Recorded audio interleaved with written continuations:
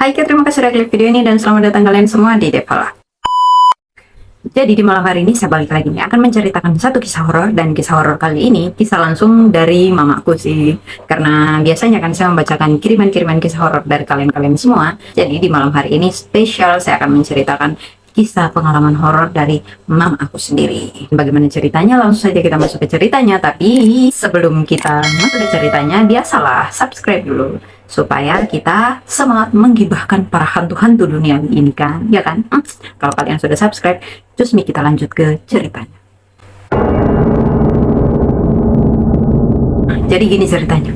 Dulu itu saat saya masih kelas 6 SD, saya itu tinggal di suatu perkampungan gitu kan, di desanya nenekku. Nah, di desa situ tuh mamaku ada dikasihlah tanah sama nenekku ini, dipercayakan untuk dikelola lah, mau tanam apa saja di situ terserah. Nah, saat itu mamaku itu tanam palawija, singkong, ubi jalar, pepaya, pisang, pokoknya macam-macam tanaman gitulah. Di saat-saat itu tuh yang kita beli itu cuma ikan, karena kita nggak ada kolam ikan gitu, nggak ada bakat kita buat menetas-netaskan ikan itu. Kalau ayam ada, kami punya ternak ayam kita. Saat itu tuh kita tinggalnya di pondokan di tengah kebun gitulah, pokoknya kita ada pondok-pondok di situ. Mamaku bikin kita tinggal lah di situ kan. Maklum mana petani yang nggak mampu kita cuy. Jadi kita tinggalnya di pondokan gitulah kan, sambil jaga-jaga tanaman, takutnya ada makhluk-makhluk malam seperti B2 datang memakan tanaman kami, kan habis kita ya, gagal panen bisa-bisa. Nah, singkat cerita nih, saat itu tuh usia jagungnya kita itu udah masuk 60 harian gitu kan. Jadi bentar lagi panen, soalnya jagung itu dipanen itu di usia 70 hari gitu kan. Saat itu sudah 60 harian ini, itu jagung jadi udah gede-gede gitu kan.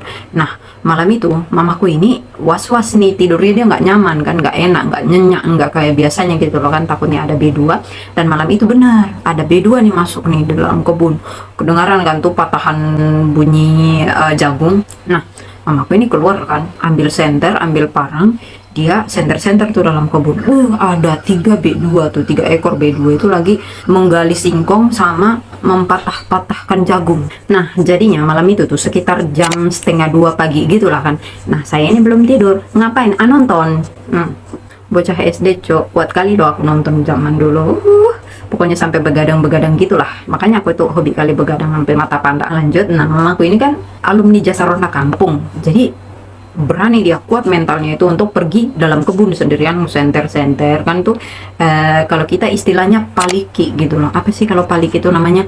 Patroli lah gitulah. Nah, melihat kawanan B2 itu kan, mamaku ini langsung busir lah itu B2 itu. Khusus pergi sana kan, usir-usir cantik gitu.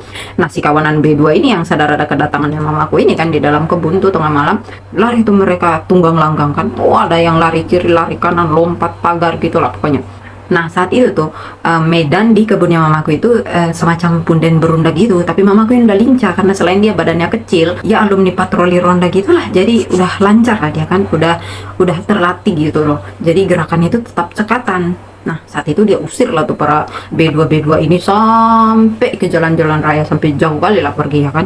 Si mamaku ini masih belum puas nih, takutnya si B2 ini masih ada gitulah yang bersembunyi di sekitaran kebun itu. Takutnya nanti dia kalau mamaku pulang, buru-buru pulang, si B2 itu masuk lagi gitu loh. Jadi disusulin tuh sampai jauh-jauh sekali kan, sampai di jalan raya. Itu cuma modal senter dan parang doang gitu loh. Parangnya itu parang kecil, bisa dibilang pisau lah gitu, pisau daging.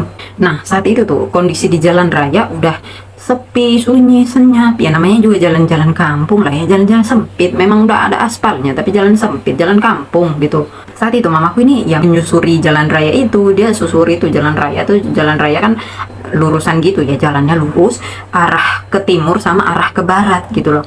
Nah, si mamaku ini turun ke arah timur. Nah, di arah timur ini nih ada kayak penurunan gitu. Nah, mamaku ini curiganya di bagian penurunan situ tuh mungkin ada si B2 ini kabur kan. Nah, akhirnya mamaku ini telusur lihat jalan itu kan, dia ke arah timur ke penurunan itu. Nah, pas lagi sementara jalan di penurunan itu, dia dari belakang itu mendengar kayak ada bunyi gebrak gitu, kayak ada yang jatuh kan. Dilihatnya itu di belakang, ih apaan tuh ya. Nah, tiba-tiba saja nih menggelinding lah tuh kelapa kan lewat sampingnya mamaku. Menggelinding tuh kelapa, disenter kan sama mamaku. Ih, kok ada kelapa jatuh? Kelapanya jatuh dari mana? Sementara di pinggiran jalan situ nggak ada sama sekali pohon kelapa gitu loh. Nah, mamaku ini kayak ada takutnya, tapi kepo, merinding juga kan. Tapi kalau merindingnya diabaikan nih, soalnya dipikirnya itu kan cuaca saat itu ya, cuaca subuh itu tuh memang dingin, namanya juga kampung kan. dingin, jadi pikirnya merindingnya ini karena dingin kali ya, karena kedinginan gitu loh, karena nggak pakai jaket juga, cuma sarung-sarung tipis sama baju tipis, baju daster kan. Udah mamaku ini jalan-jalan lagi, tapi dilihatnya tuh kelapa itu berakhir di ujung penurunan itu. Rada-rada tidak enak tuh perasaannya, dia pikir balik aja kali ya, kayaknya babinya nggak ada di sini, karena dia udah senter juga kiri kanan kan, nggak ada babinya aman. Jadi putar balik lah mamaku, dia kan balik lagi naik. Dia kalau naik kan tadinya menurun tuh karena turun, nah sekarang itu posisinya jadi menanjak. Nah dia naiklah tuh kan ke tanjakan itu mamaku, dia balik sekalian pengen balik di rumah nih maksudnya, karena B2 nya itu udah nggak ada lagi. Nah dia balik tuh tiba-tiba dari atas itu kan, dari kejauhan sekitaran jarak 20 meter gitu lah kan, kena tuh sama cahaya senternya mamaku, ada teko warna emas gitu kan, jadi mengkilat lah kalau kena kena cahaya senter gitu kan, jadi mengkilat. Mamaku ini berpikir, loh siapa punya teko tuh taruh di jalan kan. Tiba-tiba saja nih teko itu jatuh terus menggelinding lewat lah di sampingnya mamaku nih, di senternya. Ini teko kok tiba-tiba jatuh sendiri gitu loh. Nah mamaku ini merinding lagi nih, kok malam ini aneh kali gitu loh.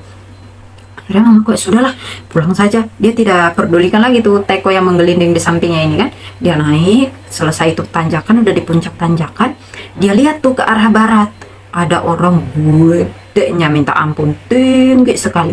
Tapi dia nggak bisa pastiin juga itu orang beneran atau enggak, soalnya dipikirnya juga mungkin kayak bayangan gitu kali ya. Tapi pokoknya sosoknya itu tinggi, gede, hitam, besar sekali gitu loh. Mau disebut juga bayangan, nggak kayak bayangan kayak orang, tapi mau disebut orang juga kayak nggak berwujud gitu loh. Sementara ini mamaku senter gitu loh, itu apa sih namanya, bayangan itu tuh di senter, tapi los cahaya senternya itu tembus gitu loh. Jadi mamaku simpulkan kalau itu bukan orang. Ya udahlah, mamaku ini takut kan, udah panik juga, dia mau balik kan. Tiba-tiba saja nih pas dia mau masuk ke jalan setapak buat balik ke kebunnya kita itu, tiba-tiba saja kayak ada hewan B2 gitu loh kan lewat sampingnya. Dipikirnya kan B2 nih. Nah mamaku ini jiwa keponya balik lagi kan, apaan tuh, jangan-jangan tuh B2 yang tadi.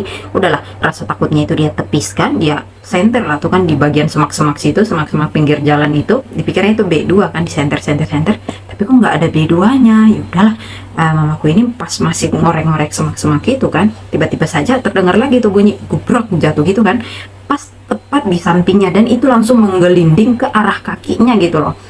Mamaku ini kaget, dia senter lah tuh kan ke arah kakinya, agak sedikit lewat lah dari kakinya itu, di senter. Kelapa. Nah dipikirnya lagi, dari mana ini kelapa, kan nggak ada pohon kelapa di pinggir situ. Dan tiba-tiba nggak lama dari selang itu, nggak lama waktunya dari mamaku ini menyenter kalau itu kelapa, tiba-tiba saja merinding sumpah. Kelapa itu kayak muka manusia, cok. Ada matanya, ada hidungnya, ada mulutnya, cuma giginya itu bertaring dan nyengirnya itu sumpah ngeri parah kayak gini. Kayaknya ngeri kali, pokoknya ngeri. Saking ngerinya itu kan, mamaku ini sampai hampir dia terkencing di celana kan, dia buang lah tuh senter sama parangnya, terus dia lari pulang ke rumahnya kita itu.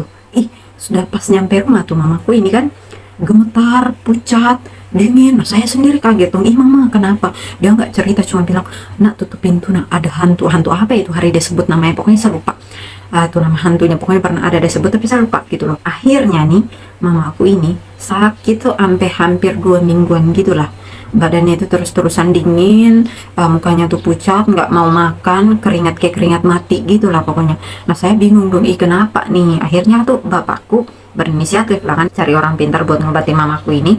Dan saat itu ternyata menurut orang pintar itu mamaku ini ketempelan gitu loh, entah siapa yang menempeli dia, pokoknya mamaku ini katanya ketempelan. Akhirnya diobatilah, di apa sih namanya, dikororo gitulah, ditiup-tiup gitu ubun-ubunnya biar hilang lah itu ketempelannya kan, sambil dibaca-bacain juga doa-doa gitu, dikasih minum air, baru tuh sembuh. Nah tapi nih semenjak itu tuh mamaku jadi kayak trauma gitu loh, mau masuk kebun sendirian. Akhirnya apapun yang terjadi, badai halilintar, pokoknya nggak mau tahu dia apa masalahnya tuh dalam kebun. Kalau udah malam ya biarin aja, kalau B2 nya masuk terus makan tanaman ya udahlah, katanya rezekinya dia gitu loh. Dia nggak mau lagi mengalami kejadian yang barusan dialami gitu loh. Emang ngeri kali lah sumpah. Kayaknya diantara semua pengalaman yang mamaku itu selama berkebun gitu lah, dari saya kecil kali sampai saya tamat SMA itu di kampung, mamaku itu ya kejadian yang itu yang paling menyeramkan banget. Tapi sekarang ya mamaku sakit, jadi nggak nggak berkebun lagi, nggak kayak dulu. Udah akulah yang nyantet. Jadi yaudahlah, itu aja pengalaman horor dari mamaku ini. Sebenarnya saya masih pengen sih ngulik-ngulik cerita kisah-kisah horor selama hidupnya mamaku ini, tapi sayangnya mamaku itu sekarang ya stroke, jadi mohon maaf nggak bisa bicara juga, ada gangguan di pita suara. Tapi ada lagi lah cerita horor dari mamaku ini, ada beberapa lah yang zaman-zaman dulu suka dia ceritakan, karena itu memang pengalaman real langsung terjadi di depan mata kepala sendiri mamaku. Jadi aku tahulah sedikit banyak cerita-cerita kisah horor di hidupnya mamaku. Nanti aku ceritain lagi ya. Cukup sekian dulu video kali ini. Sampai jumpa di video berikutnya. Jangan lupa untuk subscribe di channel ini. Jika kamu suka video ini, silahkan klik like-nya. Kalau nggak suka, kamu swipe saja. Jangan tinggalkan jejak komentar kamu yang jelek ya. Karena komentar kamu adalah ciri dari diri kamu sendiri. Oke? Bye-bye.